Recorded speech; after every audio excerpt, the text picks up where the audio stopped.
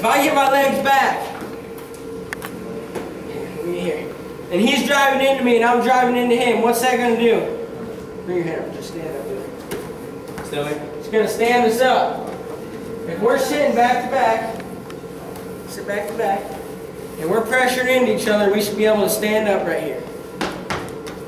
Because two things are pushing into each other. The same thing goes for this single leg. So when I start getting my leg back and I'm starting to turn over, my hips are in. As soon as I feel him start to drive, I got to be able to get on my toes, and instead of pressuring in, I got to release pressure down.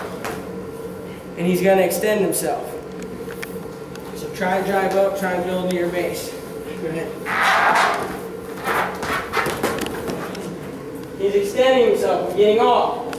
As soon as that pressure releases, what do I got to do? My hips got to stay in. I got to be able to feel if the guy's trying to come up into me, where I got to release pressure and get off, and go back. Nope, go back. Run your toes backwards. Not in there, you go. To extend me to the mat, or I got to feel if the guy's trying to pull me in and get the corner, where my hips stay in like that. So there's a difference. Some guys like to pull a single in like this.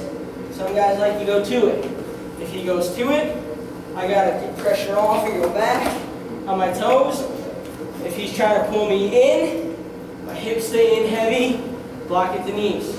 Play around in there, give the guy both feels. Got it? Set.